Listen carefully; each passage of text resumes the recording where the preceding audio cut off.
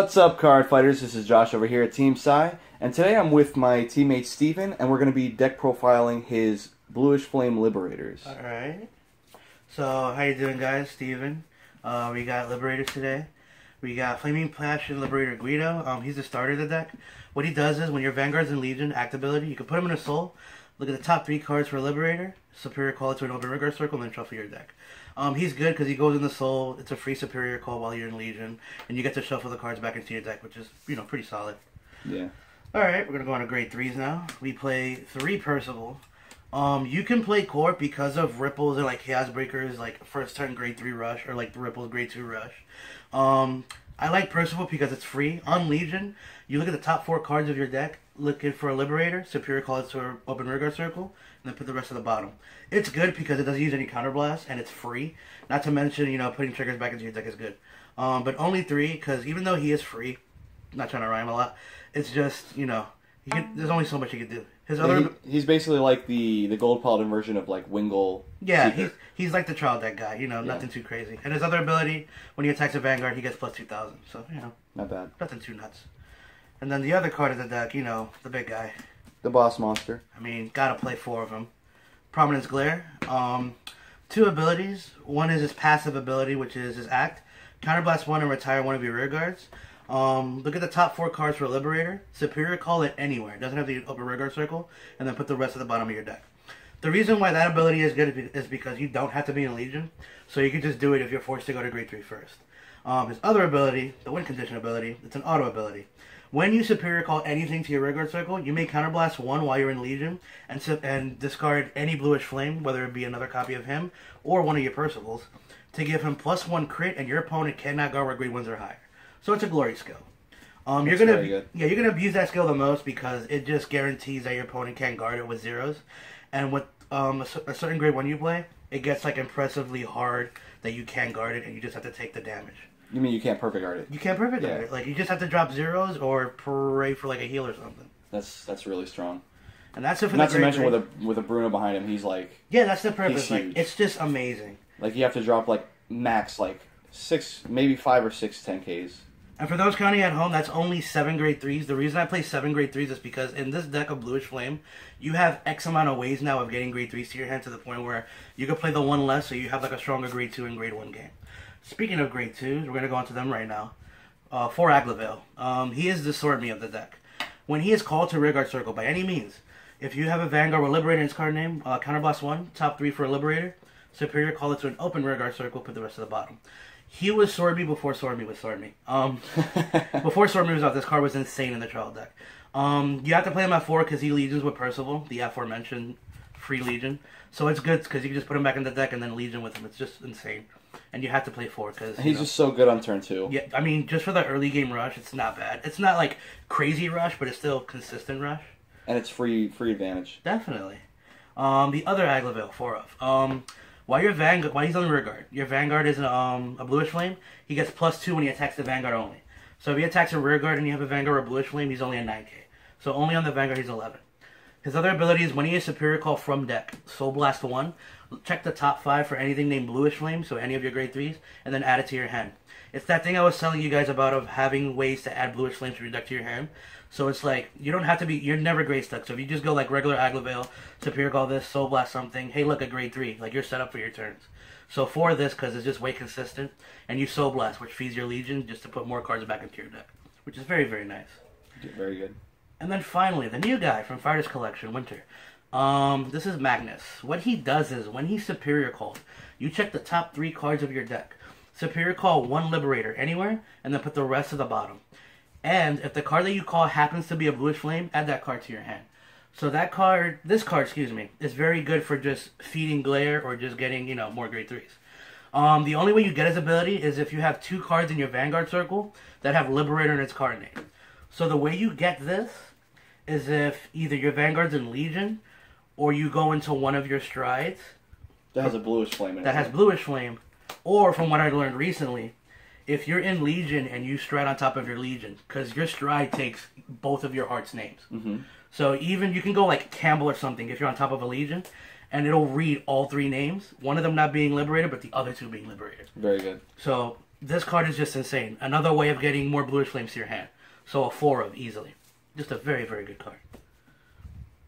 Next up for the grade 1s. Starting off with the most important grade 1 of the deck, Bruno. This card you never want to ride. You always want him behind Vanguard. What he does is an auto ability that constantly stacks. Whenever you superior call something, if you have a Liberator Vanguard, give him +3.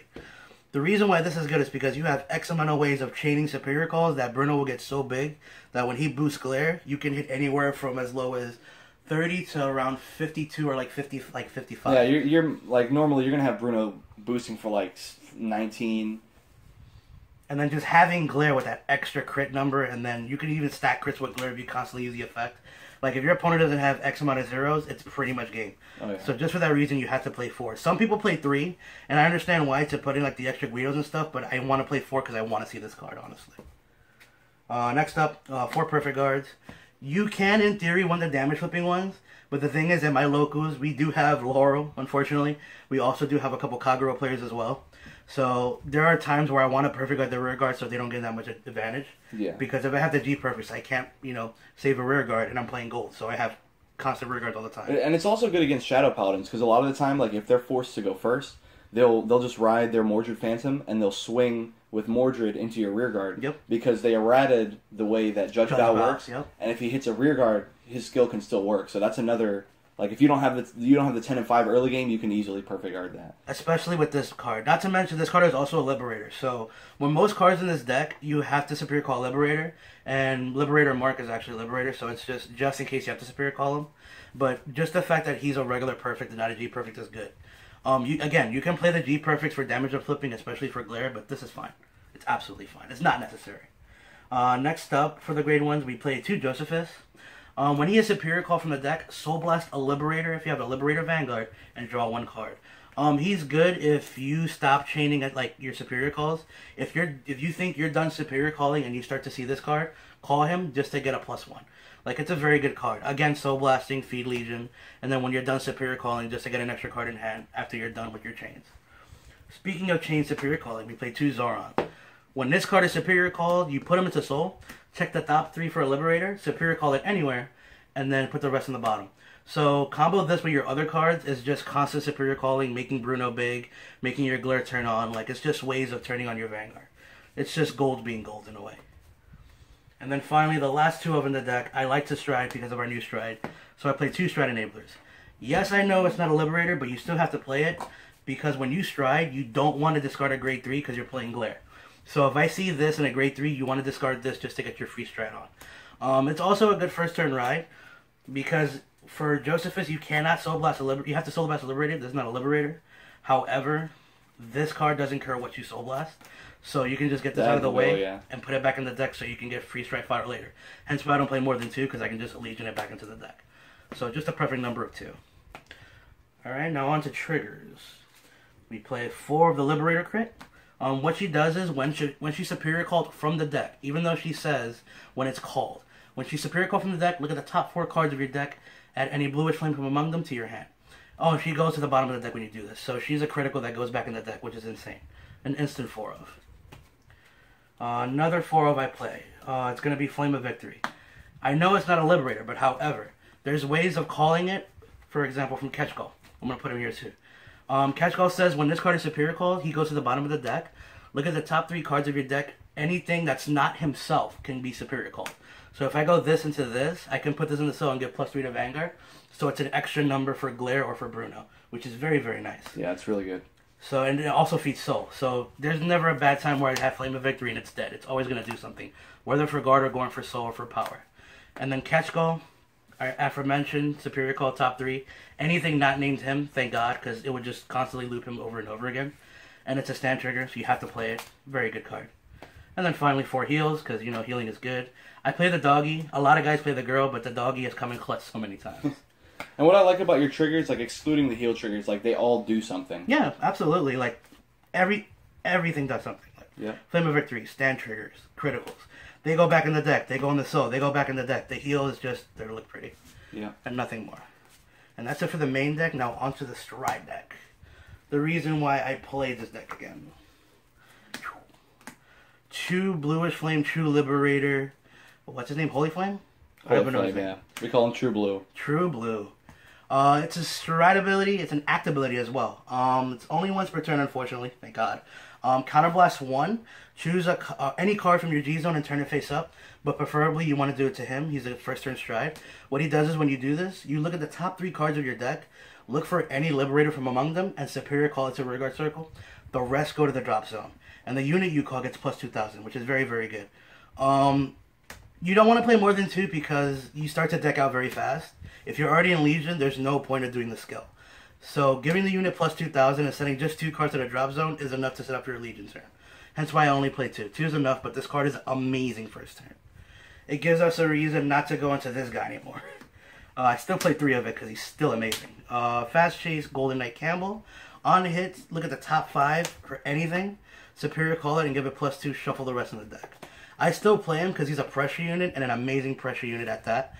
Enough to garner 3. The reason why the awkward number of 3 is because I play the 1 Blizza. Late game, if like my True Blues don't go off or like the Campbells are not pressure enough, the Blizza will just get in for a big number. So I'll just flip up a Campbell that's dead and then just go in. So just for that 1 copy. And then finally 2 Spear Cross. With the inclusion of True Blue, Spear Cross is more live because first turn you go True Blue, flip a copy. And then you have this face up, then you go into this. Counterblast 2, flip this face up, you look at the top 5, and Superior call 3 from the top 5. So if you're playing against Murakami or Kagero, or they're just blowing up your board, you have a way of regaining board just because of True Blue's existence, and giving him a flip, and then Spirit Cross giving it a flip, which is very, very nice. Because it gives you more units to Superior call. So if I'm playing against Murakami, which is a common matchup in my locals, it's just to get back my board immediately. Whether it's triggers or not, it's still a free board in the end of the day. And then that's it for my deck, guys. Comment, like, subscribe. Anything you want to add, Josh, before we go? I'd just like to say thank you, Steven, for your time and showing us your deck. And also, like Steven said, make sure to like, comment, and subscribe for more Cardfight Vanguard related videos. Thanks, guys. Peace.